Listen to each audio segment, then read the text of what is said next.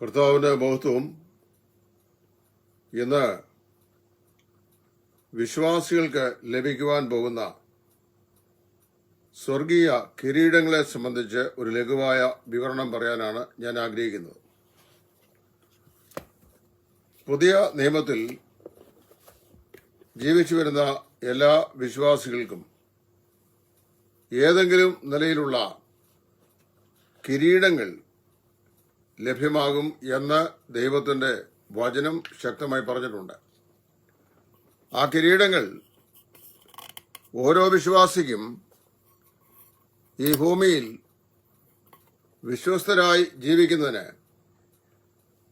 കർത്താവ് വാഗ്ദത്തം ചെയ്തിട്ടുള്ള പ്രതിഫലങ്ങളാണ്.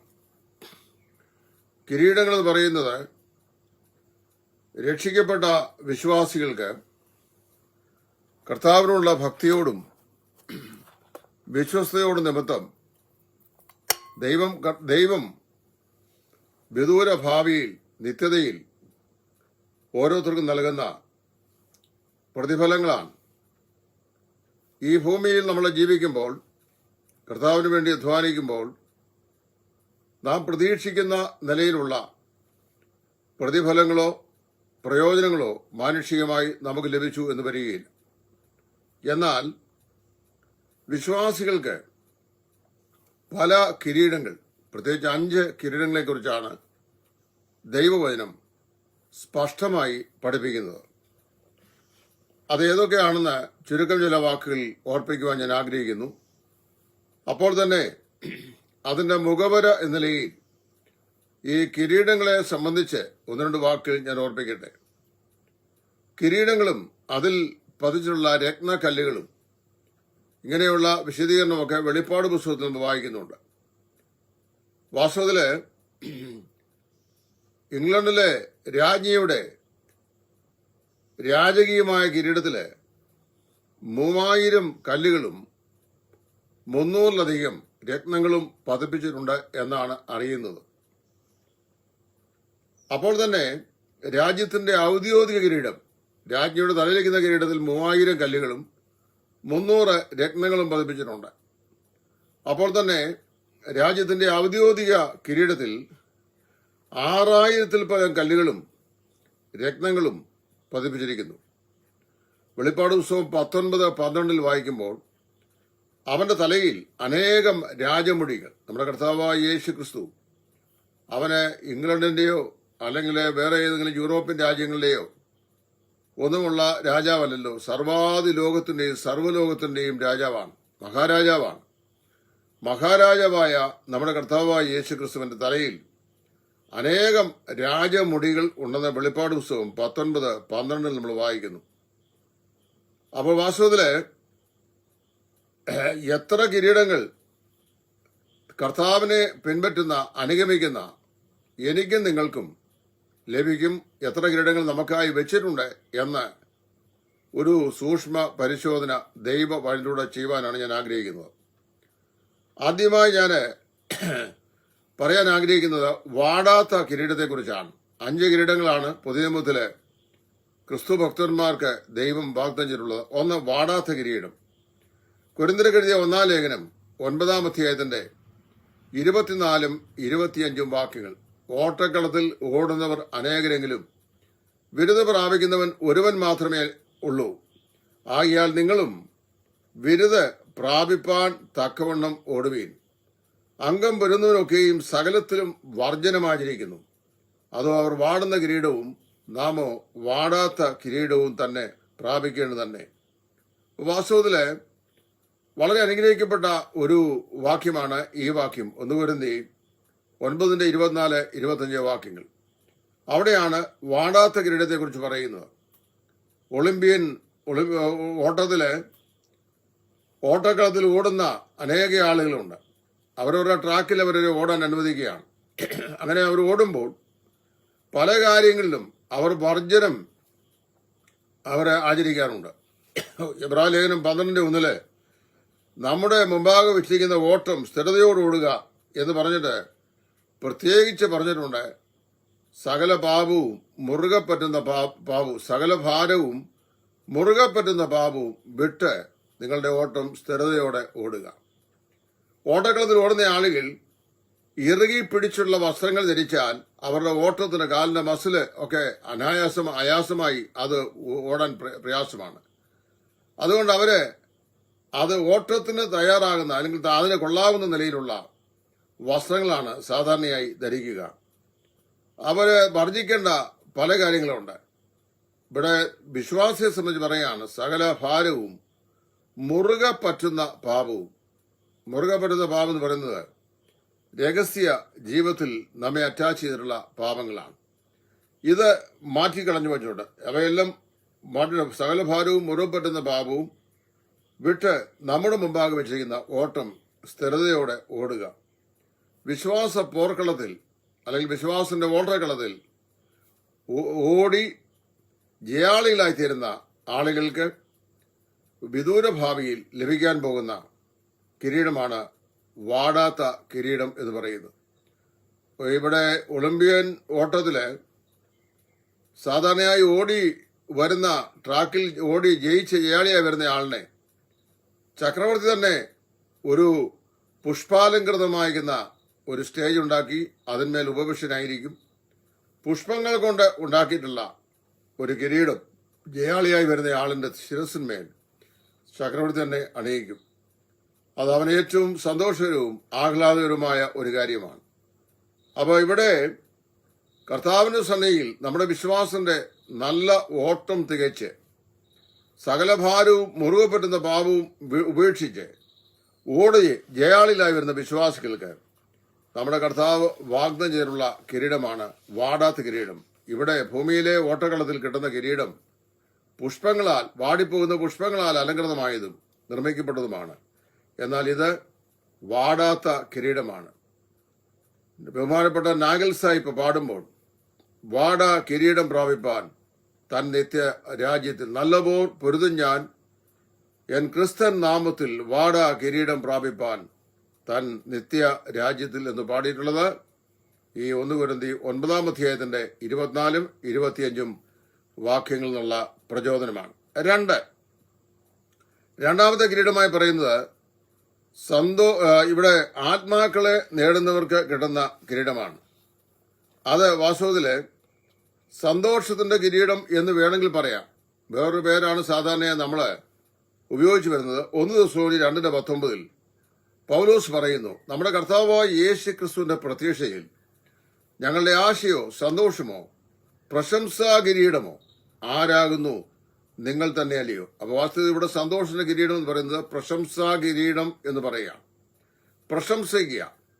നല്ല ഏറ്റവും കൂടുതൽ മാർക്ക് പരീക്ഷയ്ക്ക് വാങ്ങിച്ചുന്ന വിദ്യാർത്ഥികളെ പൊതുസമക്ഷം അവരെ പ്രശംസിക്കാറുണ്ട്. ജീവിതത്തിൽ വൻ നേട്ടങ്ങൾ നേടിയെടുക്കുന്ന ആളുകളെ പൊതുസമൂഹത്തിന്റെ മുമ്പാകെ പ്രശംസിക്കാറുണ്ട്. ഇവിടെ വായിക്കുന്നത് അങ്ങനെയുള്ള ഒരു കിരീടമാണ്. പൗലോസ് പറയുക, നമ്മുടെ കർത്താവായ യേശു ക്രിസ്തുവിന്റെ പ്രത്യക്ഷയെങ്കിൽ ഞങ്ങളുടെ ആശയോ സന്തോഷമോ പ്രശംസാ കിരീടമോ ആറാകുന്നു? നിങ്ങൾ തന്നെയല്ലയോ?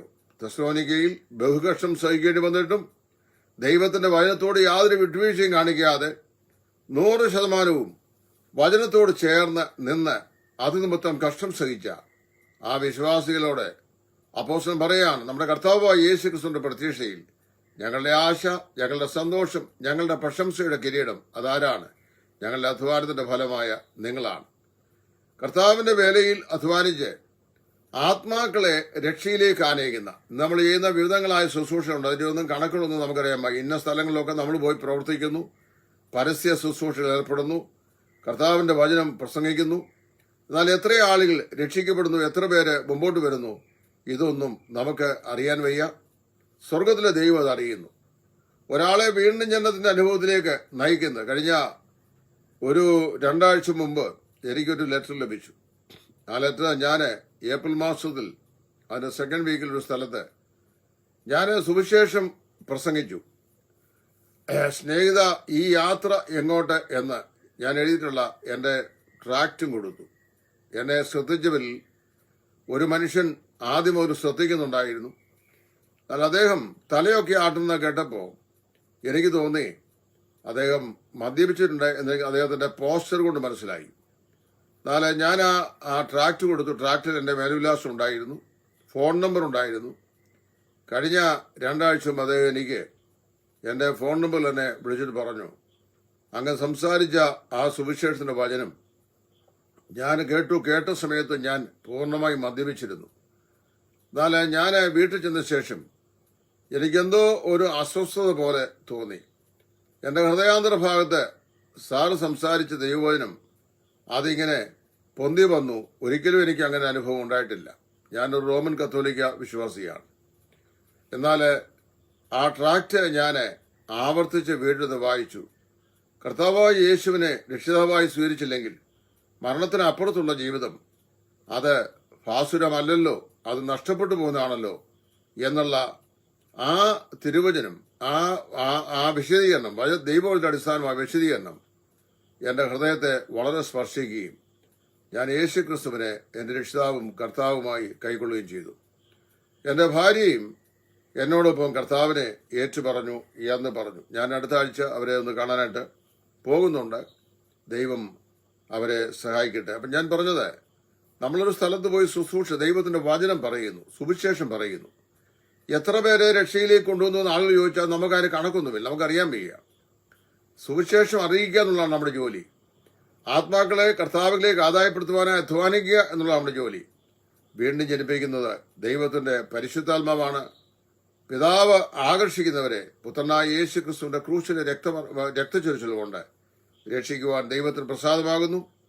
അങ്ങനെ പാപത്തിന്റെ നിത്യനാശത്തിലേക്ക് പ്രയാണം ചെയ്തുകൊണ്ടിരിക്കുന്ന ആളുകളെ കർത്താവായ യേശു ക്രിസ്തു മുഖാന്തരമുള്ള ആത്മരക്ഷയിലേക്ക് ആനയിക്കുന്ന ദൈവത്തിന്റെ വേലക്കാർക്ക് ലഭിക്കുന്ന കിരീടമാണ് പ്രശംസ കിരീടം. നമ്മുടെ കർത്താവിന്റെ സന്നയിൽ ഇന്ന് ഭൂമിയിൽ ആരും നമ്മളെ പ്രശംസിക്കുന്നില്ല, ആരും നമ്മളെ ഗൗനിക്കുന്നില്ല, ആരും നമ്മളെ വിലമതിക്കുന്നില്ല. എങ്കിലും നമ്മുടെ കർത്താവിന്റെ രാജ്യത്തിൽ നമ്മൾ നിൽക്കുമ്പോൾ നിശ്ചയമായും സ്വർഗം നമ്മളെ പ്രശംസിക്കുകയും അനേകായിരം കോടി ദൂതന്മാരുടെ സംഘത്തിൽ നാം പ്രശംസാ വിഷയമായി തീരുകയും ചെയ്യും. അപ്പോൾ ആത്മാക്കളെ നേടുന്നവർക്ക് ലഭിക്കുന്ന കിരീടമാണ് പ്രശംസ കിരീടം. 3, നീതിയുടെ കിരീടം. 2 തിമോത്തി 4:8 പൗലോസ് പറയുന്നു, ഞാനിപ്പോൾ തന്നെ പാനീയാഗമായി ഒഴിക്കപ്പെടുന്നു, എന്റെ നിര്യാണകാലവും അടുത്തിരിക്കുന്നു, ഞാൻ നല്ലപോൽ പൊരുതു, ഓട്ടം തികച്ചു, വിശ്വാസം കാത്തു, നീതിയുടെ കിരീടം എനിക്കായി ഇനി വെച്ചും ഇരിക്കുന്നു. നീതിയുടെ കിരീടം എന്ന് പറയുന്നത് ഇവിടെ ആർക്കുള്ളതാണ്? പൗലോസിന്റെ നീതി, സുവിശേഷത്തിലെ നീതി നിഷേധിക്കപ്പെട്ട ഒരവസ്ഥയിലാണ് ഈ ലേഖനം എഴുതുമ്പോൾ പൗലോസ് റോമിൽ കഴിയുന്നത്. ഫേലിക്സ്, ഫെസ്തോസ്, അഗ്രിപ്പാവ് തുടങ്ങിയ 3 നാട്ടുരാജന്മാരുടെ മുമ്പാകെ, സ്വജനത്തിന്റെ മുമ്പാകെയും വിസ്തരിക്കപ്പെട്ട് സുവിശേഷം നിമിത്തം ദൈവനീതി നിഷേധിക്കപ്പെട്ട് റോമിലേക്ക് തടവുപള്ളിയായി പോവുകയാണ്. അവിടെ റോമാ സാമ്രാജ്യത്തിന്റെ പരമോന്നത നീതിപീഠമായ റോമൻ കൈസറുടെ അരമനയിൽ പക്ഷേ തനിക്ക് നീതി ലഭിച്ചേക്കും എന്നുള്ള പ്രത്യാശയിലാണ് താൻ പോയത്. അങ്ങനെ അവിടെ ചെന്നു, പക്ഷെ ആ നീതി നിഷേധിക്കപ്പെട്ടു. അപ്പോൾ താൻ തിമോത്തിയോസിന് എഴുതുകയാണ്, മരണത്തിന് ഏതാനും ആഴ്ചകൾക്ക് മുമ്പ് ഞാൻ നല്ലപോർ പൊരുതു, ഓട്ടം തികച്ചു, വിശ്വാസം കാത്തു, ഇനിയും നീതിയുടെ കിരീടം എനിക്കായി വെച്ചിരിക്കുന്നു. എനിക്ക് മാത്രമല്ല, എന്നോടുകൂടെ നമ്മുടെ കർത്താവിന്റെ പ്രതീക്ഷയിൽ പ്രിയം വെച്ച ഏവർക്കും തന്നെ. സുവിശേഷ നിമിത്തം ഈ ഭൂമിയിൽ ലഭിക്കാമായിരുന്ന എല്ലാ നീതിയും നിഷേധിക്കപ്പെട്ട കർത്താവിന്റെ ദാസന്മാർക്ക്, വിശ്വാസികൾക്ക് കർത്താവ് വെച്ചിട്ടുള്ള കിരീടമാണ് നീതിയുടെ കിരീടം. ഒരു രാജാവ് നീതിയോട് വാഴും എന്ന് യെശയ്യാപ്രവാചകൻ പറഞ്ഞതുപോലെ ആ നീതിയുടെ കിരീടം നീതിയുടെ രാജാവ് നമ്മുടെ ശിരസ്സിന്മേൽ വയ്ക്കും. നാം എല്ലാവരും ഈ കിരീടം പ്രാപിച്ചിരിക്കണം. അതായത് സുവിശേഷം അംഗീകരിച്ച് നമുക്കെല്ലാവർക്കും, നമ്മൾ ഓരോരുത്തർക്കും കർത്താവായ യേശു ക്രിസ്തുവിന്റെ പ്രത്യക്ഷത എങ്കിൽ ഈ കിരീടം ലഭിക്കുവാനിടയാകട്ടെ എന്ന് പ്രാർത്ഥിക്കുന്നു. 4, ജീവകിരീടം. യാക്കോബിന്റെ ലേഖനം 1-ാം അധ്യായത്തിന്റെ 12-ാം വാക്യം. അവിടെ നാം വായിക്കുന്ന, പരീക്ഷ സഹിക്കുന്ന മനുഷ്യൻ ഭാഗ്യവാൻ. ഇങ്ങനെയുള്ളവർ കൊള്ളാകുന്നവരായി തെളിഞ്ഞിട്ട് ദൈവം തന്നെ സ്നേഹിക്കുന്നവർക്കായി ഒരുക്കിയിട്ടുള്ള, അതായത് വാഗ്ദത്തം ചെയ്തിട്ടുള്ള ജീവ കിരീടം പ്രാപിക്കും. ജീവകിരീടം എന്ന് പറയുന്നത് വിശ്വസ്തതയ്ക്കുള്ള കിരീടമാണ്. നീതിയുടെ കിരീടം കർത്താവിനെ കാത്തിരിക്കുന്നവർക്കുള്ള കിരീടമാണ്. അപ്പോൾ നമ്മള് വാസ്തവത്തിൽ 100% പൂർണ്ണതയുള്ളവരായിരിക്കണം എന്ന് വാശി പിടിക്കരുത്. 100% പൂർണ്ണതയുള്ളവരായി ഈ ഭൂമിയെ ജീവിപ്പാൻ ഒരു വിശ്വാസിക്കും സാധിക്കുകയില്ല, ഒരു സുവിശേഷകനും സാധിക്കുകയില്ല.